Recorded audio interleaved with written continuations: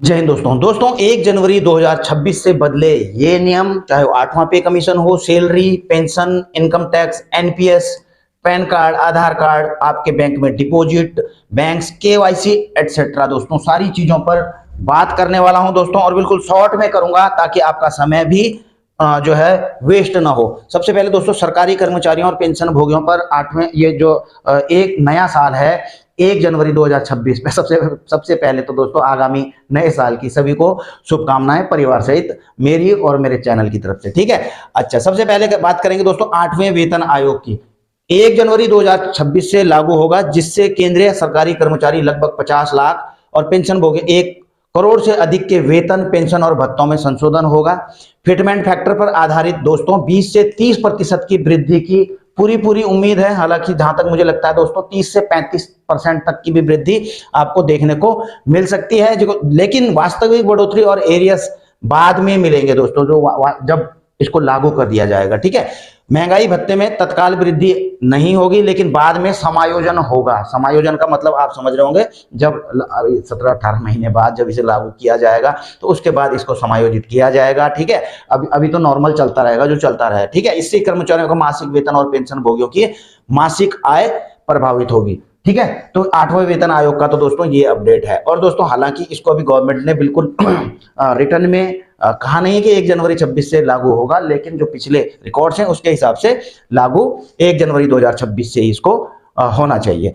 अब नई जो एनपीएस वाले हैं दोस्तों, नेशनल पेंशन सिस्टम के तहत जो पेंशन लेते हैं या रिटायरमेंट की जिनकी प्लानिंग है, तो उनके लिए भी दोस्तों खुशखबरी यह है कि रिटायरमेंट पर अनिवार्य एन्युटी यानी कि पेंशन की खरीद को 40% से घटाकर 20% किया गया है। अब 80% तक राशि लमसम निकाल सकते हैं। देखिए दोस्तों, एनपीएस में बेसिकली क्या होता था, आपका कंट्रीब्यूशन रहता था, गवर्नमेंट का या डिपार्टमेंट का कंट्रीब्यूशन रहता था, तो लास्ट में दोस्तों 60% तक आप विड्रॉल कर सकते थे और 40% आपका एन्युटी में चला जाता था। तो ये जो 40% एन्युटी में रहता था, ये आपकी पेंशन बन करके आती थी। लेकिन अब गवर्नमेंट ने कह दिया है कि आप 60 नहीं बल्कि 80% तक विड्रॉल कर सकते हैं। तो 20% अगर आप चाहें, मतलब 20% तो मैंडेटरी है, आपको छोड़ना पड़ेगा, तो 20% की आपको पेंशन मिलती रहेगी। ठीक है ना। अच्छा जी, लेबर कोड में भी दोस्तों बदलाव किए गए हैं। 50% तक के वेतन के नियम, यह भी अच्छा नियम लेकर के अभी लेबर कोड आपने देखा होगा, कुछ नियम लेकर के आई सरकार। तो न्यूनतम वेतन को मूल वेतन का 50% रखने का नियम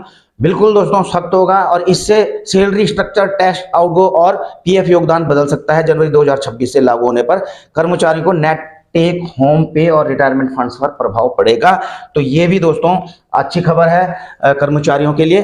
ठीक है। अब इस चीज को, लेबर कोड को ऐसा मत समझना दोस्तों कि जो लेबर है उनके लेबर, सारा सरकारी कर्मचारी वगैरह सब आ जाते हैं इसमें। ठीक है ना, ऐसा कुछ नहीं है। लेबर जो लेबर लॉज हैं वो सबके लिए रहते हैं। अच्छा जी, पैन और आधार लिंकिंग अनिवार्य दोस्तों। देखिए मैंने आपको बता भी दिया था पहले भी, 31 दिसंबर 25 तक पैन को आधार से लिंक ना करने पर 1 जनवरी 26 से पैन निष्क्रिय हो जाएगा। और आई होप कि आपने पैन आधार लिंक कर दिए होंगे। और अगर यह आपका दोस्तों इनऑपरेटिव हो गया या फिर ये जो है निष्क्रिय हो गया आपका पैन, तो इससे आपको बहुत दिक्कत आएगी बैंकिंग सेवाओं में, जो सरकारी योजनाओं में, वित्तीय लेन देन, आईटीआर फाइल करने, सारे जगह जगह दिक्कत आएगी आपको। ठीक है। अच्छा, अगला क्रेडिट स्कोर अपडेट साप्ताहिक। जी हाँ दोस्तों, पहले क्रेडिट जो सिविल स्कोर होता था आपका, बैंक्स क्या करते थे दोस्तों, पहले 15 दिन में आपका सिविल स्कोर अपडेट होता था, लेकिन अब क्रेडिट ब्यूरो ग्राहकों का वित्तीय डेटा हर सप्ताह अपडेट करेंगे। पहले द्विसाप्ताहिक था, द्विसाप्ताहिक मतलब 14 दिन 15 दिन। इससे लोन चुकाने या डिफॉल्ट का असर जल्दी दिखेगा, जो लोन स्वीकृति और ब्याज दरों को प्रभावित करेगा। तो आपके लोन भी दोस्तों उसी हिसाब से, क्योंकि आपको लोन देते समय जो है बैंक हो गए, जो भी वित्तीय संस्थान है, आपके सिविल स्कोर को जरूर देखा जाता है। तो ऐसे में दोस्तों अगर हर हफ्ते अपडेट होंगे तो जल्दी रिपोर्ट आएगी, आपके जो है सैंक्शन भी जल्दी होंगे। लेकिन जो लोन डिफॉल्ट करते हैं वो भी जल्दी पकड़े जाएंगे। ठीक है, उनको नहीं, वो डिफॉल्ट में चले जाएंगे। यूपीआई और डिजिटल। और हाँ दोस्तों, अगर आपको सिविल का स्कोर अपना सुधारना है, कि आप चाहें कि आपका सिविल स्कोर अच्छा हो, देखिए क्योंकि सिविल का बहुत फर्क पड़ता है आपको लोन देने के लिए। जब, ठीक है, जब भी आप कोई भी लोन लेने जाते हो, आपका सिविल अच्छा है तो एक तो rate of interest, come rate of interest पर आपको लोन मिलता है, छूट रहती है आपको, अच्छा है। और दूसरा दोस्तों आपको आसानी से मिल भी जाता है। लेकिन सिविल स्कोर अगर खराब है दोस्तों आपका, एक तो आपको अगर कम है तब तो थोड़ा ज्यादा रेट ऑफ इंटरेस्ट पर लोन मिलता है, लेकिन अगर खराब है तब तो लोन मिलता ही नहीं है। ठीक है। अच्छा, इसमें अगर आप अपना सुधार करना चाहें तो आप ये देख सकते हैं दोस्तों, इसमें जूम करके देख लेना। इन चीजों को फॉलो अप करेंगे तो आपका सिविल स्कोर ठीक ठाक रहेगा। डिजिटल और यूपीआई पेमेंट्स पर सख्ती, साइबर फ्रॉड रोकने के लिए यूपीआई लेन देन पर बैंकों की निगरानी बढ़ेगी, ठीक है ना। और साथ ही व्हाट्सएप, टेलीग्राम जैसी एप्स के लिए सिम वेरिफिकेशन के नियम कड़े होंगे कि भैया अगर आपका मोबाइल में सिम लगा हुआ है तभी जाके आपका व्हाट्सएप, टेलीग्राम चलेगा। ऐसे नहीं कि आपने इसमें कर दिया, पहले व्हाट्सएप होता था 2-2 3-3 फोन पर चल जाता था, तो ये नहीं होगा, ठीक है। ये सारे के सारे फ्रॉड और यूपीआई पर भी कंट्रोल रखेंगे, ठीक है, क्योंकि फ्रॉड तो आपको पता है डिजिटल फ्रॉड बहुत ज्यादा हो रहे हैं। राशन कार्ड ई-केवाईसी अनिवार्य है। देखिए दोस्तों 31 दिसंबर तक का समय दिया गया था कि राशन कार्ड जो भी सरकारी राशन लेते हैं तो अपना ई-केवाईसी पूरा कर लीजिए। ऐसा न करने पर 1 जनवरी 26 से सब्सिडी वाले अनाज की आपूर्ति निलंबित हो जाएगी। इससे डुप्लीकेट कार्ड खत्म और पीडीएस सिस्टम पारदर्शी। देखो जो दोस्तों केवाईसी हो रही, चाहे बैंक में हो रही, कहीं भी हो रही, ये सारी चीजें फ्रॉड को रोकने के लिए, पारदर्शिता रखने के लिए ही होती है केवाईसी बेसिकली। नहीं तो दोस्तों एक जो सरकारी योजनाएं होती हैं, आदमी तो एक जगह वोटर कार्ड लगा दिया, एक बार आधार कार्ड लगा दिया, एक जगह कुछ लगा दिया, 3-3 जगह से कोई ले रहा है, ठीक है, और जिसको बेचारे को लागू है वो कुछ भी नहीं कर पा रहा, ठीक है। तो इससे जो है पारदर्शिता बढ़ती है और कई तो फालतू के वो जो होते हैं बाहर हो जाते हैं। इसलिए सरकारी योजनाओं में सारे के सारे जगह जो दोस्तों आधार को मैंडेटरी कर दिया गया है केवाईसी में, ठीक है, ताकि एकदम से पकड़ में आ जाए कि डुप्लीकेसी ना हो। ईंधन कीमतों में राहत दोस्तों, सीएनजी और पीएनजी की कीमतों में 2 से 3 रुपए प्रति यूनिट कम हो जाएंगे, ठीक है, जबकि एलपीजी सिलेंडर की कीमत 20 से 30 रुपए, 30 से 40 रुपए घट सकती है, ठीक है। अच्छा जी, अगला पीएम किसान क्रॉप इंश्योरेंस में विस्तार, ठीक है, जो इंश्योरेंस होता है दोस्तों फसलों का, उसमें विस्तार की योजना है। नई योजना में जंगली जानवरों से फसल क्षति को कवर किया जाएगा। दावा 72 घंटे के अंदर दर्ज करना होगा, जिससे किसानों को अतिरिक्त सुरक्षा मिलेगी, ठीक है। तो फसल की क्षति को कवर किया जाएगा, वो इंश्योरेंस कवर किया जाएगा सरकारी, ठीक है। आईआरसीटीसी टिकट बुकिंग में आधार अनिवार्य कर दिया गया दोस्तों। आप ट्रेन टिकट बुकिंग कर रहे हैं तो 5 जनवरी 2026 से आधार प्रमाणित यूजर्स ही सुबह 8 से दोपहर 4 बजे तक general reserve train ticket book कर सकेंगे, एडवांस रिजर्वेशन पीरियड के पहले के दिन, ठीक है। तो ये बात है। अच्छा जी, क्रेडिट डेबिट कार्ड के नियमों में बदलाव हुए हैं दोस्तों। एसबीआई का कार्ड आप देख रहे हैं 10 जनवरी से घरेलू एयरपोर्ट लॉन्च एक्सेस प्रोग्राम का विस्तार। एचडीएफसी डेबिट कार्ड ने भी यह किया है। आईसीआईसीआई ने भी दोस्तों जनवरी फरवरी में रिवार्ड पॉइंट पर कैप। अब आप ये देख रहे हैं शिक्षा में भी दोस्तों, शिक्षा में आपको पता होगा एजुकेशन में अपार आईडी अनिवार्य है। आपने भी बनवा लो, करवा लियो।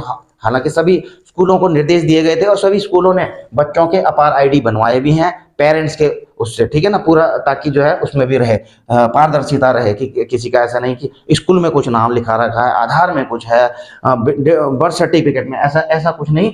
वो सारी चीज सही करने के लिए तो आधार जो आईडी, अपार आईडी है, इसमें आपकी इनकी एजुकेशन की पूरी डिजिटली जो है ट्रैक किया जा सकता है। पूरा एकेडमिक रिकॉर्ड इसके अंदर जो है फीड किया जाता है अपार आईडी से, ठीक है।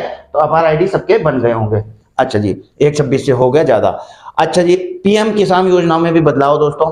1 जनवरी 26 से लाभ पाने के लिए किसानों को यूनिक किसान आईडी कार्ड अनिवार्य होगा। इससे फर्जी लाभार्थियों की पहचान आसान होगी और पात्र किसानों को फायदा मिलेगा। देखिए दोस्तों, ये सारी चीजें ना, अब यूनिक जो किसान, आपको पता है ना, किसान वो मिलता है, किसान का क्या मिलता है, हर साल में 2 बार या 3 बार आपको पता है किसानों को वो मिलता है, पेंशन ही समझ लीजिए, क्या मिलता है वो, ठीक है। आप बताइए कमेंट में लिख के।